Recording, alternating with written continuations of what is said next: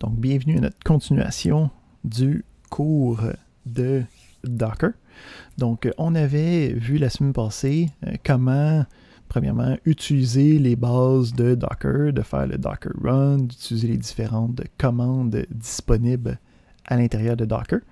Puis, on avait terminé avec les principes fondamentaux du Dockerfile qui nous permettait de créer une nouvelle image qui allait nous permettre de continuer puis de rouler nos propres images. Donc, ça aide, oui, le cours est enregistré. Parfait. Donc, là, on va commencer à regarder comment créer des images un petit peu plus complexes, okay, à partir d'applications qu'on pourrait télécharger de n'importe où. Okay, donc, comment faire ça d'une manière facile et conviviale. Fait que le principe, c'est qu'on va aller chercher un utilitaire qui s'appelle YouTube Download, donc YouTube DL, qui est un utilitaire en Python, puis qui va être capable de télécharger des vidéos à partir de n'importe quelle adresse. Okay? Fait que le principe de l'utilitaire, c'est d'être capable de envoyer une adresse d'une vidéo de YouTube, une adresse de Vimeo, d'une vidéo sur Facebook public, puis lui, ça va télécharger la partie de vidéo, puis te donner un fichier que tu vas vouloir utiliser. Parfait. OK. Fait que ce qu'on va vouloir faire, c'est être capable de créer une image qui va être capable de rouler ce programme-là. OK? Fait que déjà là, si on essaye... on avait-tu déjà fait ça? Ouais, il me semble que oui. Fait qu'on avait déjà fait un container qui était capable de rouler l'image d'Ubuntu en général, si on l'avait appelé MyFirst. Là. Puis à partir de là, premièrement, on peut essayer juste d'aller télécharger le logiciel. Okay, donc, ici, là, si tu y vas, là, tu peux le télécharger directement, là, quelque part. Ici. Ouais. Fait qu'ici, on a le téléchargement de celui-là. Fait que, ici, j'aimerais ça le télécharger. Si je regarde qu'est-ce que je suis en train d'essayer de faire, je suis en train d'essayer d'utiliser curl. OK. Curl qui nous permet de télécharger des choses. Évidemment, un des problèmes qu'on avait rencontré aussi dans les exercices, curl n'est pas installé en ce moment dans notre image. Donc, on n'est pas capable de gérer ça. Pas de trouble, OK? On sait que on peut aller chercher ça. Un petit apt-get install plus tard.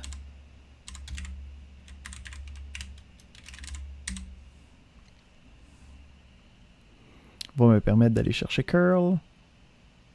Fait que là, ici, ce qu'on essaie de faire, c'est un peu, à partir de l'image de base du container, d'être capable de trouver c'est quoi les différentes commandes qu'il va falloir que je fasse pour setuper mon environnement. Hein? Donc, ce coup-là, on reroule notre curl. OK. Oups. Ouais, c'est vrai, hein? Sudo, on n'a pas vraiment besoin de ça ici.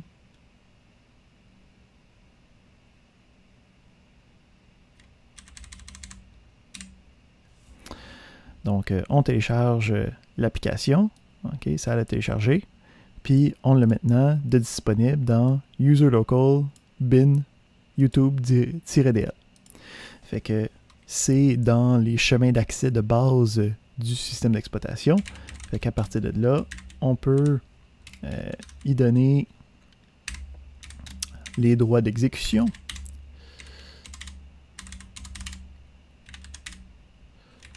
OK, parce que c'est juste quelque chose qu'on a téléchargé. Hein? Puis, je peux essayer de l'exécuter directement. Puis, ce qui se passe ici, ça me dit « Shit, ça marche pas. » Pourquoi? Parce que si on fait un...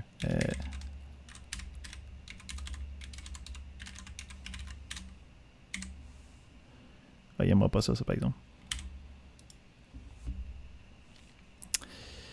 Je peux-tu voir le top? Non, je peux pas le voir. Zut. Ben, le principe, anyway, je voulais le voir dans le script, mais ici, le problème, c'est on n'a pas Python installé. OK? Fait que, OK, cool, pas de trouble. On est capable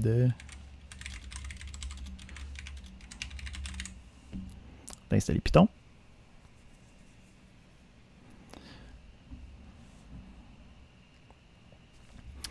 Parfait. Et puis là, on va y aller. On réessaye YouTube DL.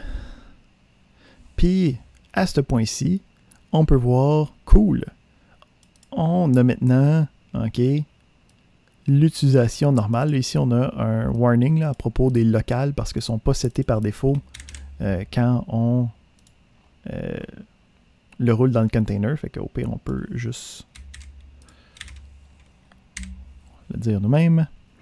Puis avec ça, on a ici l'utilisation du logiciel qui peut être faite ensemble. OK? Donc, si on veut le tester, on pourrait aller tester une image sur Imager. Fait que le principe, c'est qu'il y a plein de choses ici. On a ici une vidéo qui existe sur cette page-là. Puis moi, je veux télécharger cette vidéo-là.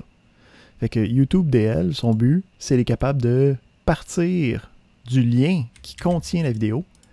Puis ce logiciel-là connaît les différents sites, est capable de extirper la vidéo, puis le télécharger.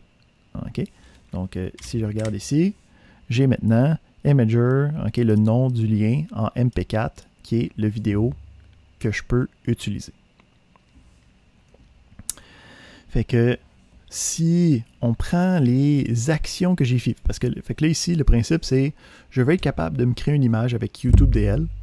Pour être capable de utiliser cette image-là, il faut que je sois capable de rouler YouTube DL à l'intérieur d'un container. Là, je ne sais pas trop qu'est-ce que YouTube DL avait besoin. Fait qu'est-ce qu'on a fait, c'est qu'on s'est parti un container qu'on sait que nous autres, il y avait juste Ubuntu dessus. Puis on a essayé de le rouler manuellement, voir c'était quoi les problématiques qu'on allait rencontrer pour être capable de installer les différents éléments comme on a besoin. Fait qu'on s'est dit, OK, pas de problème, on va télécharger curl, parce que c'est ça qu'on a besoin pour comme installer notre application dans notre image. On va installer un environnement de Python, parce que ça a besoin de Python pour être exécuté. Puis une fois que j'ai ça, je peux télécharger puis utiliser l'élément que j'ai besoin. En plus de ça, on a une variable d'environnement qu'il faut setter pour pas que ça nous donne un warning fatigant. Donc, on peut le rajouter à l'intérieur de notre container, puis ça nous donne, ça ici. Fait que on a, le run apt-get update, apt-get install avec curl et Python. On a le curl qui va chercher l'utilitaire pour le mettre dans mon user local bin pour qu'il soit exécutable de n'importe où. On a le changement des permissions pour que ce soit exécutable. On a notre variable d'environnement. Puis après ça, on set la commande par défaut qui va être YouTube download. OK? Ça, c'est bon. Parfait, parfait, parfait. Fait que si, ici, on va se partir un petit environnement.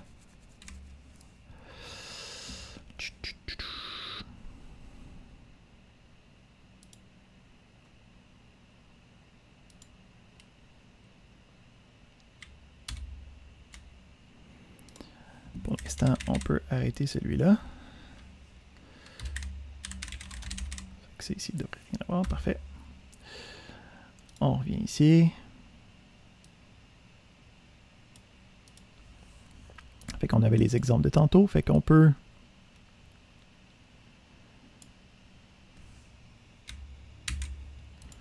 reprendre qu'est-ce qu'on avait créé comme environnement. Puis en fait, je peux juste copier-coller par rapport à qu'est-ce qu'il avait déjà fait. OK? Puis je peux même enlever les autres éléments que j'aurais pas besoin, mais si je les ajoute au bas de mes instructions, ça va juste prendre qu'est-ce que j'avais déjà caché comme image, parce qu'on se souvient ici, tous ces éléments-là, c'est des choses qui vont être faites en oignon, là, tu sais. Puis on peut tout simplement rouler ça par-dessus pour se donner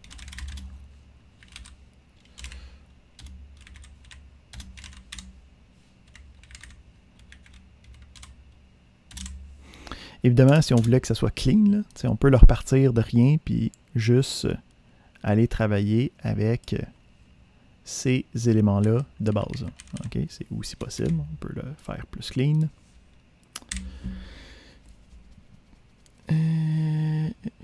Qu'est-ce que j'ai pas écrit comme il faut?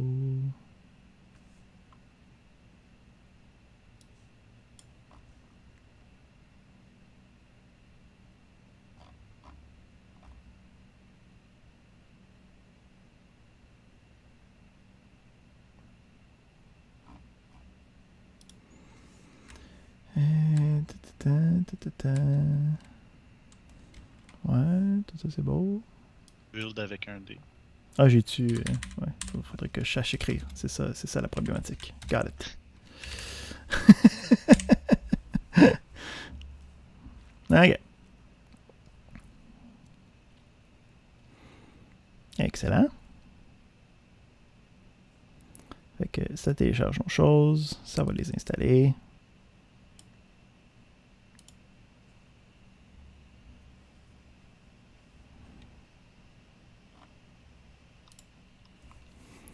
Puis après ça, on va pouvoir l'essayer.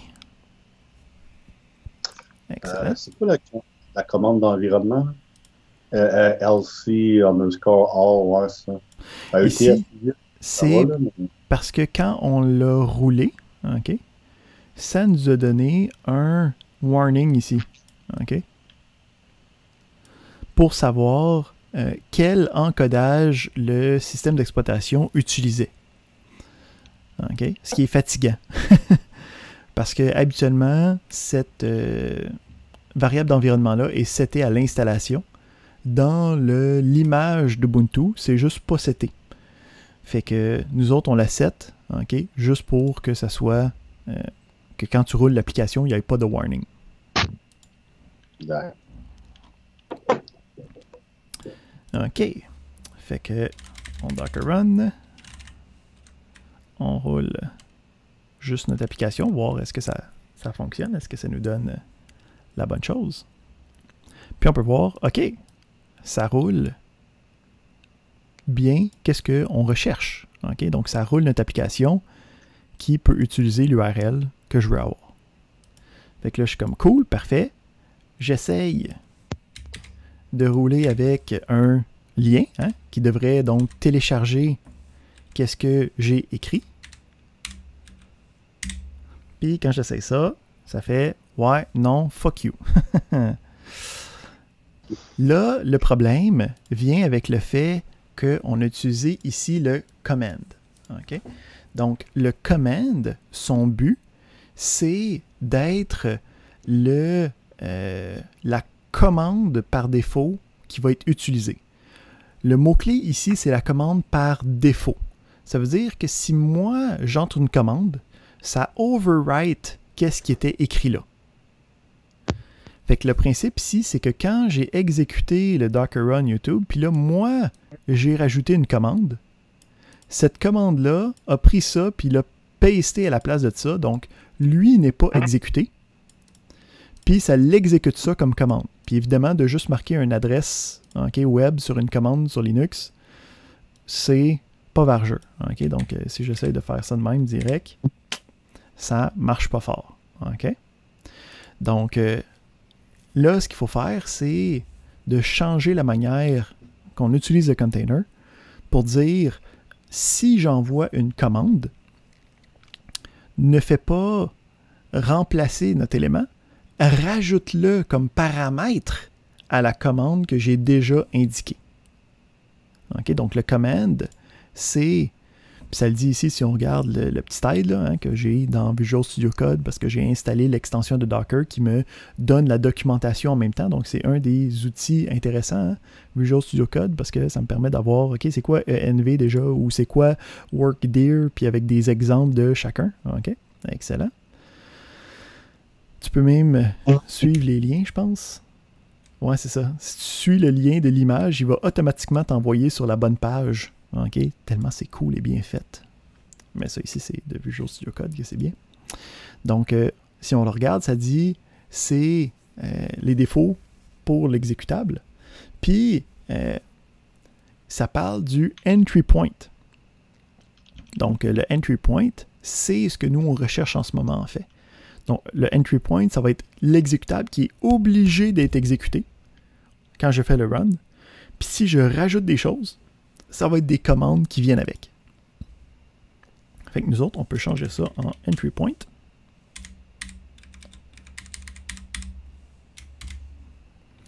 OK. On rebuild. Parfait.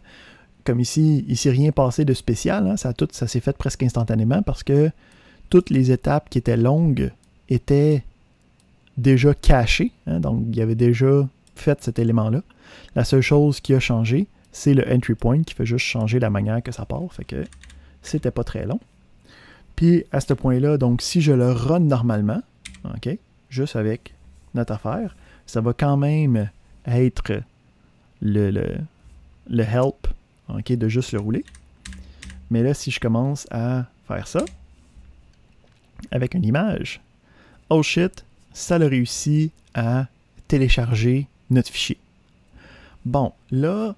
J'ai pas mal juste une affaire, moi, qui a été téléchargée. Hein? Ben, c'est... Toi, t'as comme 3 trucs qui ont été... Ok, non. Non, c'est juste, c'est juste que toi, ça a okay, pris, ça s'est pris vite, là. Okay. C'est comme, hey, 0.5%, 1%, 100%! Ton Internet est juste plus vite que le mien. Fait que là, ici, on a réussi à utiliser un container pour être capable d'exécuter un utilitaire externe, OK, pour télécharger une vidéo. Là, on a encore quelques problèmes parce qu'en ce moment, le vidéo, OK, que j'ai téléchargé est à l'intérieur de mon container, puis il n'est pas du tout dans mon dossier courant. Hein? OK? Donc, on a encore des problèmes, là. On n'est pas sorti du bois. Mais avant d'aller voir qu'est-ce qu'on peut faire avec ça, on va parler un peu de le entry point, puis le commande, puis aussi différentes manières de les utiliser. Parce que jusqu'à présent, on a toujours utilisé les commandes, puis ici le entry point, avec des crochets, puis des guillemets. OK? Puis si on avait plusieurs paramètres, on gardait les crochets, puis on délimitait les éléments avec des virgules, avec des doubles guillemets entre chacun. Fait que le entry point, okay, c'est vraiment pour dire je suis obligé d'utiliser cette application-là. Je ne pourrais pas, mettons, genre facilement aller dans un bash par défaut. Hein? Tandis que le command va utiliser par défaut le shell, okay, habituellement bash, qui va être le default entry point. Fait que là, ça serait à moi d'indiquer comment je voudrais utiliser ça. Fait que, admettons, si je voudrais être capable de faire la même chose, mais avec le command, OK? Donc ici, j'ai mon YouTube Download qui est ma commande, mais qui va être invoqué. Donc si je rebuild ça, OK, on rerun ça. Celui-là. OK, on voit que ça ne marche pas.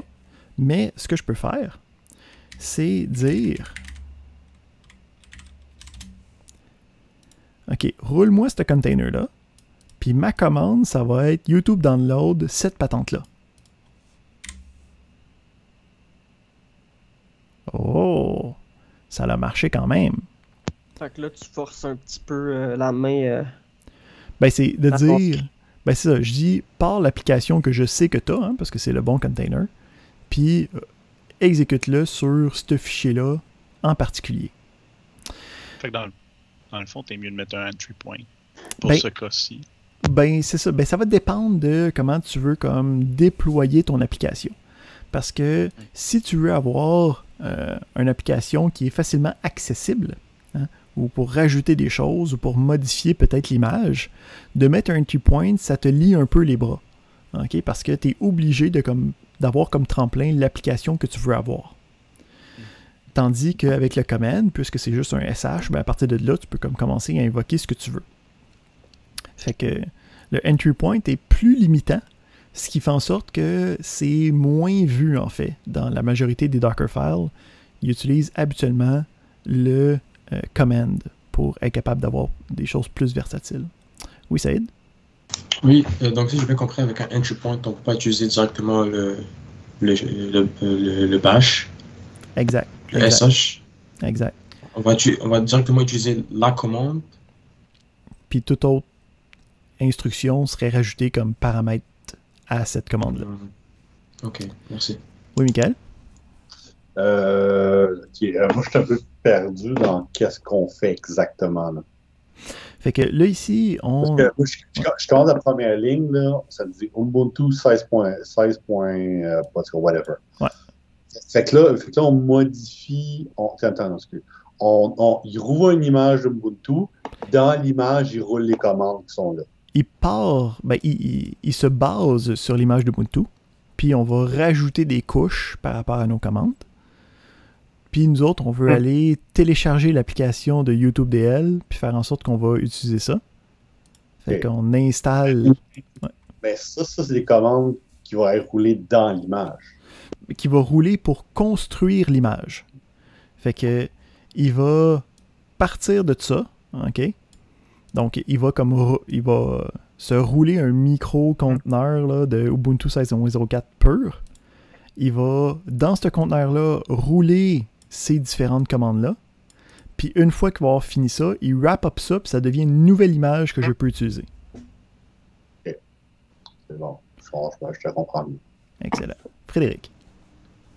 Je suis plus sûr si tu en avais parlé au dernier cours, mais en fait, là, juste comprendre, le langage pour Docker, là, oui. C'est comme un mix de Bash puis son propre langage avec ses propres commandes, ou c'est...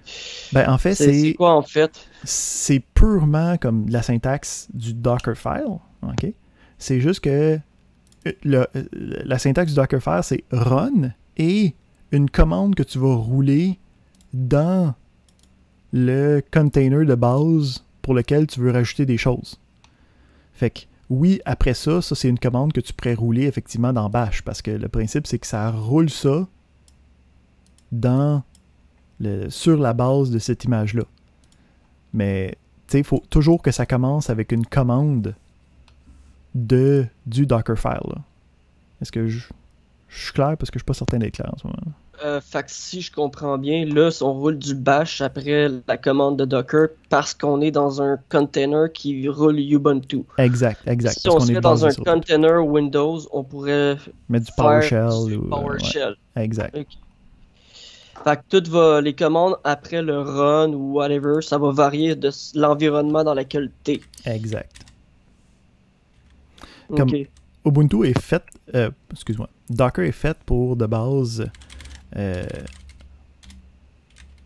rouler sur des images basées sur Linux.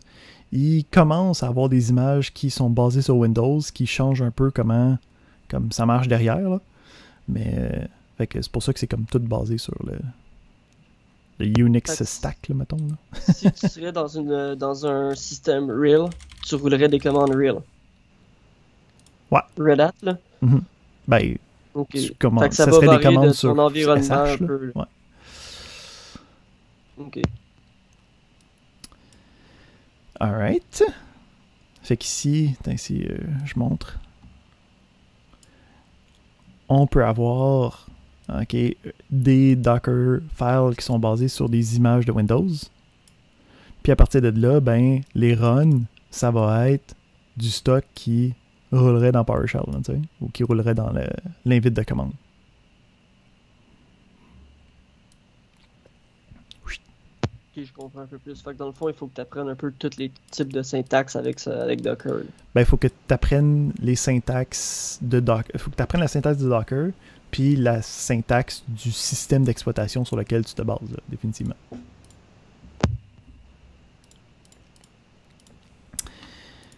Alright. Fait que on avait notre différence entre entry point et commande. Donc, commande, ça nous permet d'être remplacé automatiquement quand je fais le Docker run. Le entry point, ça va juste être rajouté après. Puis, on va aussi avoir une autre distinction qui est la manière qu'on va écrire après la commande ou le entry point. Donc, on va avoir ce qu'on appelle le exec et le shell form. Donc, ce qu'on utilise depuis tantôt, c'est ce qu'on appelle le exec form, mais on a aussi le shell form qui ne prendrait pas, OK, de double guillemets puis de crochet carré. Donc, le principe, c'est que quand je suis en shell form, la commande est wrappée à l'intérieur d'un binsh-c. Donc, le binsh-c, ça me permet de rouler une commande qui est purement un string. Okay? Donc, ça va être utile quand tu veux évaluer des variables d'environnement ou des choses comme ça à l'intérieur. Si on regarde, habituellement, on va utiliser le exec form à moins qu'il y ait un problème puis qu'il faut commencer à utiliser le shell form. Fait que si on regarde ici, admettons, j'ai, OK, qu'est-ce que nous, on utilise depuis le début, admettons, j'ai un entry point, OK, puis j'ai une commande que je peux remplacer, ben, ça va juste prendre chacun des éléments, les séparer par des espaces, puis juste avoir le entry point en premier, puis après ça, la commande qui peut être remplacée par l'utilisateur qui fait run. Si je n'ai pas de crochet carré puis que je ne sépare pas les différents éléments, ce que ça va faire, c'est que ça rajoute un bin sh-c, puis ça met la commande à l'intérieur, okay, d'une chaîne de caractères directement à l'exécution. Okay, donc après ça, si j'utilise le exec form, il copie directement. Si, admettons, j'ai un exemple où c'est que j'ai les deux qui n'utilisent pas le exec, qui utilisent le shell form, ben là, puisque les deux n'ont pas de crochet puis de double guillemets, ben ça fait en sorte qu'il y a un bin sh pour la partie initiale, puis un bin sh pour la commande. Ici, ça, si tu essayes ça, ça ne marchera pas cette affaire-là. Okay? Donc, il faut faire attention à comment tu l'écris puis qu'est-ce qui se passe dans chacun des éléments. Parce que ça va marcher. Mais ça ici, ça ne passera pas parce qu'il va comme être perdu sur quelle option de quoi. Là. Okay? Donc, le principe que moi je veux qu'on se souvienne, c'est qu'on va utiliser par défaut la forme exec qui demande d'avoir des crochets carrés. C'est la chose qui est la plus facile, la plus conviviale. Puis c'est juste si ça ne marche pas qu'on va essayer de faire autre chose. OK. Fait que là, on a construit une image à partir de Ubuntu. C'est qu'on a nous-mêmes téléchargé Python, mais on est capable de mieux gérer ça. Là. OK? Donc, en fait, on est mieux. Si on veut checker un peu Python, voir comment est-ce que lui, il travaille, juste pour voir. Je pense que j'ai déjà... Ah, non, ça la télécharge.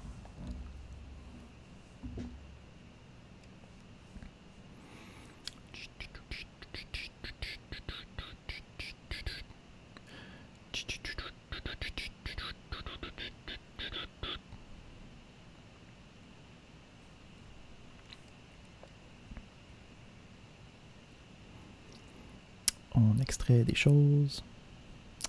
Ah oui, aussi, une autre chose que, pendant que ça extrait, une autre chose que je voulais mentionner par rapport à notre discussion du début sur est-ce que c'est meilleur une machine virtuelle ou est-ce que c'est meilleur les containers, on va voir aussi qu'on a beaucoup de mécanismes pour être capable de slim down les images des containers. Où c'est qu'on va pouvoir utiliser des versions de Linux qui sont beaucoup plus basiques, qui nous permettent d'aller chercher juste vraiment l'essentiel, puis qu'à partir de là, notre application peut juste rouler sur quelque chose d'une quinzaine, vingtaine de meg pour l'image de Linux elle-même, puis après ça, ce serait juste notre application qui rajouterait à ça. Fait qu'il y a aussi un principe de grosseur qui va venir en jeu, finalement. Fait que ici, on va l'essayer.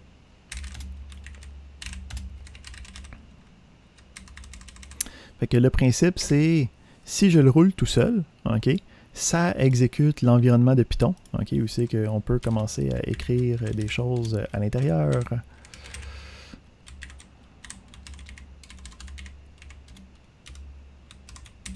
OK.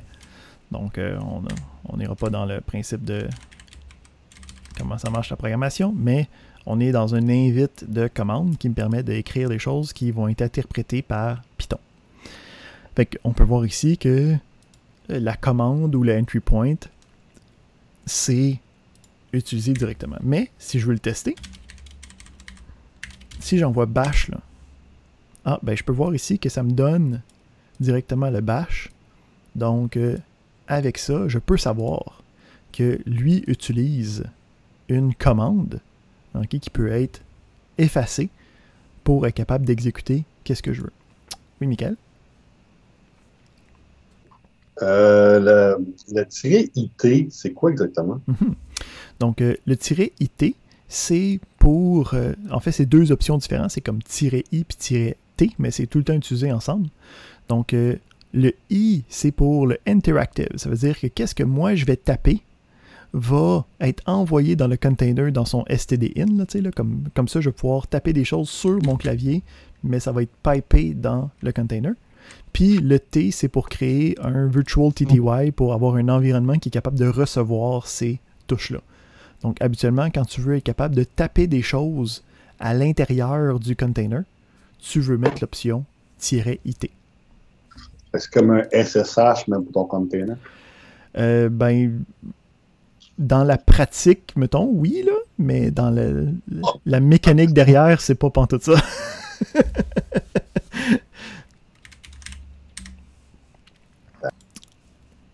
C'est vraiment juste parce que le principe, c'est que quand je tape des choses en ce moment, c'est mon environnement sur mon ordi qui reçoit les différentes touches puis qui est capable de les interpréter. OK? Fait que pour que ces touches-là que je pèse soient pas juste envoyées dans mon écran de mon terminal fiche de mon environnement de macOS, mais qu'ils soient transmis dans le container, ça prend un mécanisme derrière, là, OK, qui est le TTY virtuel, puis la passation des touches. Fait que c'est pour ça qu'il faut comme enabler cette option-là pour que ça passe. Alright. Fait que on revient, le principe c'était qu'on est capable de voir qu'on a une commande, hein, parce qu'on peut écrire le bash directement, ça nous rentre dans notre root. Oui, Frédéric? Là, le bash puis Python, c'est que tu vas rouler bash dans Python? Ben ici, c'est que j'ai une image qui contient Python, hein, donc une image qui est sûrement basée sur autre chose, qui contient Python, mais justement, je veux voir, est-ce que bash est accessible quand même? Puis je viens de prouver que oui, c'est accessible quand même sur l'image. OK, donc le principe, c'est... Puis je peux même aller le voir, admettons, là. Si je marque Docker, Python, puis on s'en va voir ici. Puis que je regarde...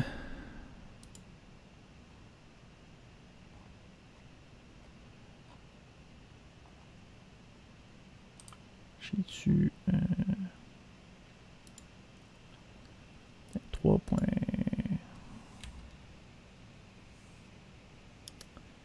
Je devrais avoir 3.8 quelque part...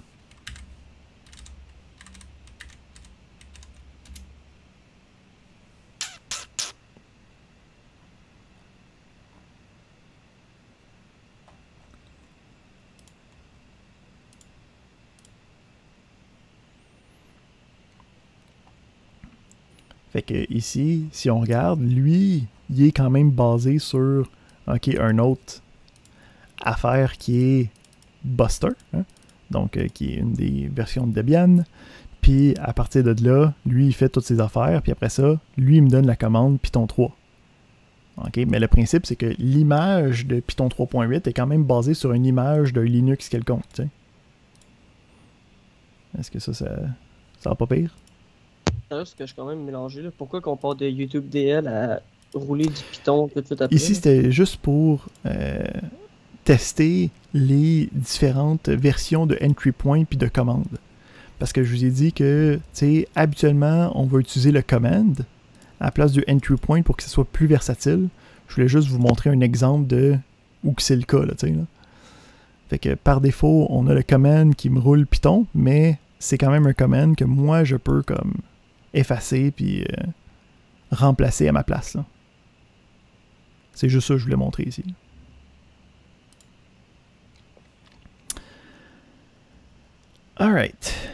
Fait que on revient à nos moutons, justement. Hein, on revient à notre gentil YouTube Download qui me permet de télécharger quelque chose, mais qui va être pogné dans le container.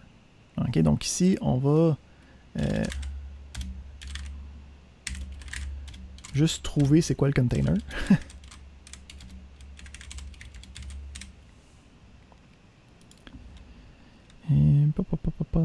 Vous avez mis deux LS. Deux fois LS. Ouais. Excellent. Si on ouvre ça un petit peu. On voit ici que mon image de YouTube Download, ou plus communément appelée Zen Feynman, on va regarder ça en mémoire. OK, c'est quelque chose que j'ai roulé il y a 21 secondes. OK, c'est ça qui a téléchargé mon élément.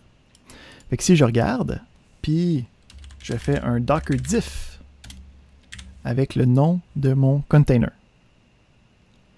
Lui, ça va aller regarder, ben, je sais c'est quoi l'image de mon YouTube Download à ce moment-là, là, juste avec l'application.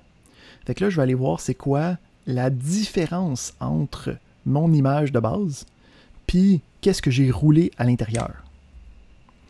Puis là, je peux voir, ben, j'ai la création d'un directory, puis j'ai l'ajout d'un fichier, OK, qui est le fichier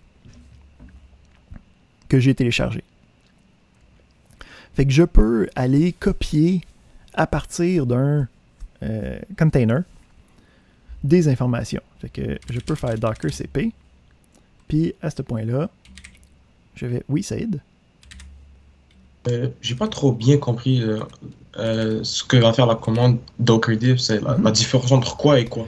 Fait que c'est la différence entre l'image de base, okay, donc l'image que j'ai créée ici, et l'image, ben, pas l'image, mais les éléments du conteneur courant. OK, donc, tu sais, j'ai roulé ici le conteneur en disant, va me télécharger cette image-là.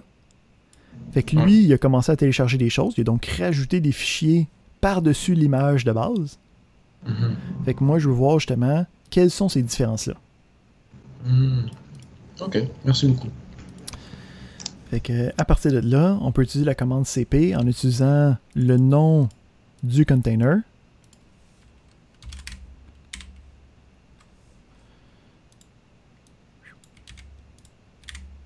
OK. À partir du nom du container, le dossier dans lequel c'est, donc mydir, puis ici, oups, j'ai un slash de trop. Puis là, si je regarde dans mon dossier, je peux voir que j'ai l'élément qui est disponible. Puis si je l'ouvre, je peux même voir, OK, que là ici, donc, que ça l'a bien téléchargé le contenu. Puis c'est maintenant sur mon host. OK? C'est maintenant directement sur mon ordinateur. Bon. C'est pas super le fun de faire ça comme ça. Hein? Il y a des meilleures manières de faire la gestion de fichiers quand on travaille avec des containers. Hein? Parce que le principe, c'est que c'est isolé, mais si c'est trop isolé, ça ne sert à rien. Fait qu'on va regarder comment désisoler les parties de volume, okay? Les parties de données. Donc, on va voir ici le principe de volume. Donc, quand on parle de volume, c'est de vouloir faire un lien entre un dossier du host puis un dossier de notre container. OK? Fait qu'on va binder les deux ensemble pour faire en sorte que n'importe quel élément qui se retrouve sur mon host va se retrouver dans mon container à un dossier précis et l'inverse aussi. Ça veut dire que si j'écris des choses à l'intérieur de mon container, je vais me retrouver avec les informations sur mon host sans avoir à aller fouiner comme on vient de faire, OK, dans le container par rapport à l'image, faire des diffs puis commencer à faire des copies manuelles. Fait que ce qu'on peut utiliser, c'est l'option "-v" qui me donne après ça le dossier courant, le dossier du host, le dossier dans le container, Puis ça va faire un lien entre les deux ensemble. Fait qu'ici, on peut dire docker run -v. Puis là, ce que je vais faire, c'est je vais faire un print working directory. Okay? Donc ça va me permettre de prendre le dossier courant, de lier le dossier courant avec le dossier MyDir à l'intérieur. Fait que là, tout ce qui va se passer dans le dossier MyDir va aussi être écrit sur mon dossier courant. Juste avant de faire ça, par exemple, juste pour être certain, on va RM cette image-là, hein, pour être certain qu'elle ne soit pas là, parce que sinon, on ne pourrait pas voir qu'elle se télécharge. OK. Directory. On a /mydir. Puis après ça, on a OK, donc le restant qui est les mêmes choses que on avait tantôt. OK.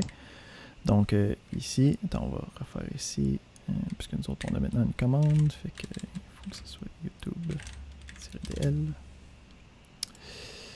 Donc il est capable de gérer notre élément. Donc même chose que tantôt, c'est juste qu'on a rajouté ici un mount de volume qui va me permettre de lier mon dossier courant avec le dossier du container MyDir. J'exécute. Ça download. Et quand je fais un ls, ben, gardons ça, c'est disponible sur mon ordinateur. Monsieur, j'ai une question. Oui. Pourquoi vous avez pas mis la valeur, genre, je sais pas comment on dit, le dollar, ça représente comme la valeur. Ici, c'est parce que moi, j'utilise pas bash, j'utilise fish, qui ne demande pas d'avoir de signe de dollar. Donc, si vous êtes sur un environnement quelconque, ça va prendre le signe de dollar. Si c'est basé sur Unix, c'est normal.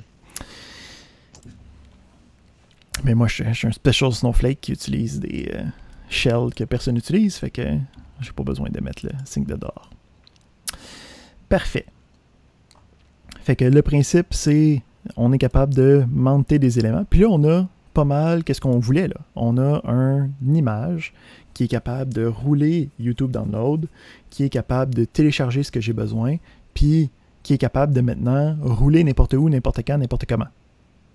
OK, donc j'ai plus besoin de savoir que ben pour utiliser YouTube Download, j'ai besoin de Python, OK, ça va tout automatiquement être géré avec l'image. Puis moi, j'ai juste besoin de l'exécuter quand je veux. Et voilà, c'est fait.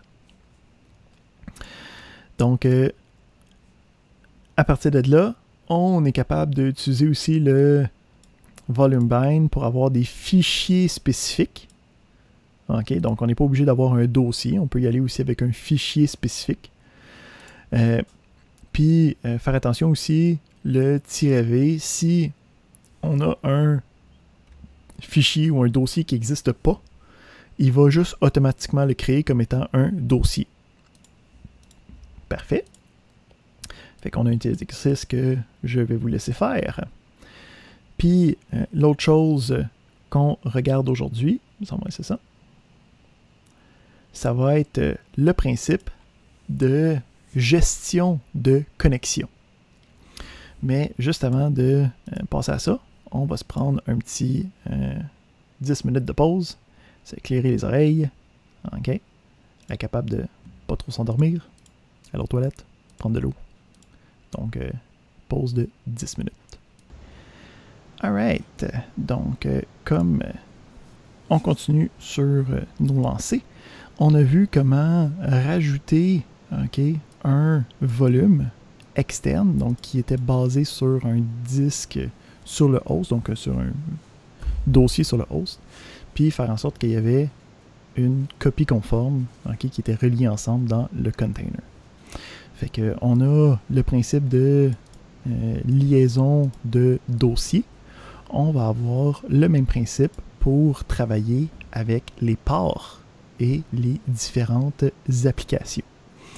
Donc, le principe ici, c'est que par défaut, on a le container qui existe puis qui est capable d'essayer de faire des connexions. Par défaut, les connexions Internet vont être capables de se connecter. Mais si on veut avoir des ports qui sont un peu random, ces ports-là vont être limités. Okay? Donc, on ne pourra pas facilement se connecter dans notre container sur le port 5250. Donc, il faut être capable de gérer ces ports-là à l'intérieur de notre container pour être capable que des connexions externes soient faites. Tu sais, mettons, je veux rouler un serveur web, ben, il faut que je sois capable de recevoir des connexions du port 80. Fait que, on a ici deux éléments possibles, okay, qui vont revenir plus tard, surtout le premier, là, mais le deuxième, c'est ça qu'on va utiliser le plus aujourd'hui.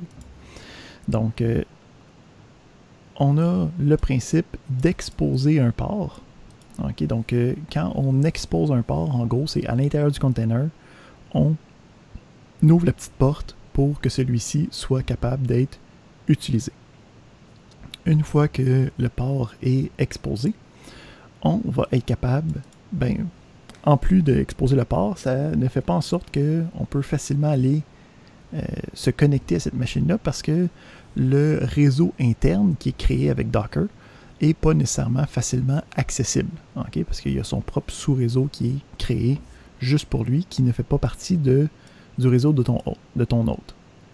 Si tu es capable de transférer de la communication pour que ça aille à l'intérieur du dit container, ce que tu vas vouloir utiliser, c'est le principe de publier le port. Donc, pour l'exposition des ports, c'est une commande dans le Dockerfile qui est le expose avec un port. On va le voir plus dans la deuxième, le part 2 du cours, qui va nous demander de gérer plusieurs conteneurs ensemble qui se parlent dans le propre sous-réseau de Docker. Là, pour l'instant, nous, ce qu'on veut faire, c'est avoir un container, puis que le container soit capable de parler avec l'extérieur, okay? Avec soit notre machine, soit avec une machine quelque part d'autre sur notre réseau. Donc, pour être capable de faire ça, il faut publier le port avec l'option "-p", okay, pour port, qui me permet de synchroniser un port sur l'autre, puis un port sur le container. Fait qu'en gros, toutes les communications qui vont se passer sur ce port-là sur l'autre va automatiquement être transférées dans le container à ce port-là. Okay? Fait qu'il y a de la traduction de port qui se fait ici. Fait que des choses qu'on a vues dans notre cours de projet. Donc, on peut utiliser mettons ici, on a un exemple où c'est que j'ai une application qui utilise le port 4567 pour accepter des connexions. Ben, on pourrait avoir le expose 4567 dans le Dockerfile qui va permettre de recevoir des connexions. Puis après ça, quand je vais faire le Docker Run, je vais pouvoir dire, ben, sur mon host, j'utilise le port 1234. Puis, n'importe quelle communication qui va arriver sur le port 1234 va communiquer avec le port 4567 dans notre container. Donc, ça me permet que je vais communiquer avec le port 1234. Donc, en tant qu'utilisateur, moi, je vais communiquer avec le port 1234. Mais le container, l'application, va voir ça comme étant sur le port 4567.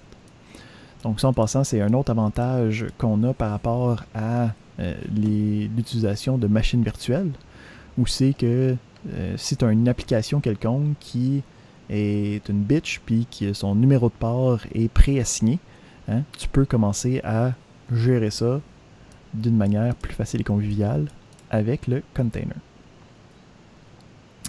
Parfait. Donc, le principe ici, c'est le Docker Run, okay, permettrait de avoir un port quelconque. Si on a le même port du côté de l'autre, puis le même port du côté du container, si je veux faire un mapping one-to-one, je peux juste mettre un chiffre à la place. Okay, donc, ça va l'utiliser pour les deux. Puis à partir de là, ben, ça le roule.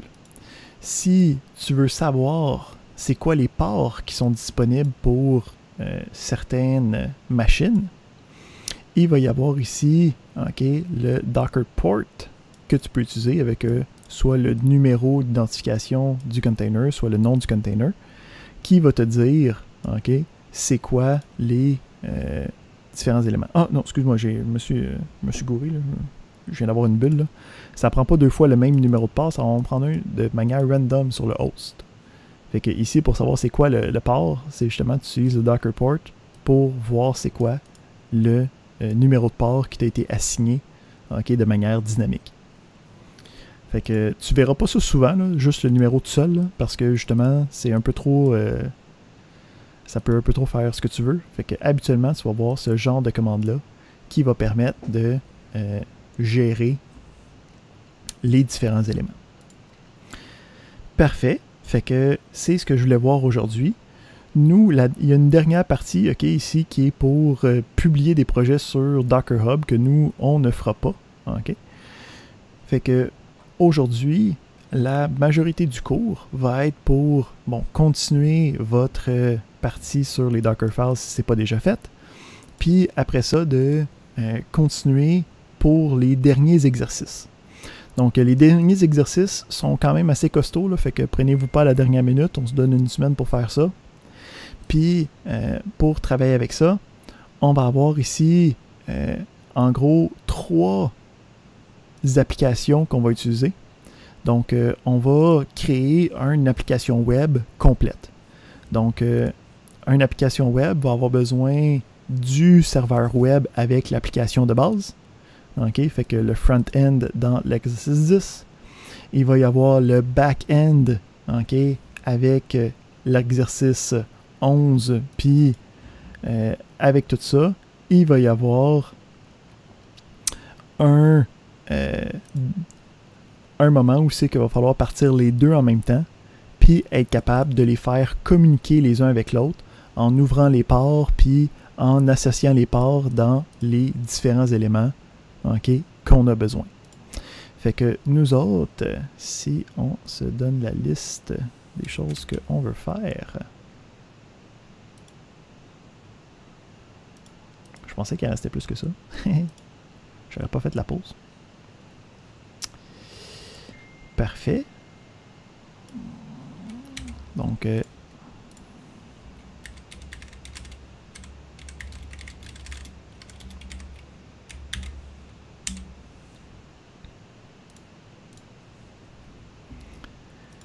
on fait tous les exercices de 8 à 12 pour être capable de compléter la partie, OK, de Docker. Je vais mettre en ligne notre gentil devoir pour travailler là-dessus. Mais ici, le cours finit plus tôt, là, mais c'est vraiment pour avoir le temps de travailler sur ces parties-là. Pour la première partie, est-ce que vous avez presque terminé? Est-ce que ça va bien? Est-ce que... ouais, pratiquement terminé. Okay. J'ai pas fait les bunnies, là. C'est correct, c'est des bunnies. C'est des bunnies, ouais.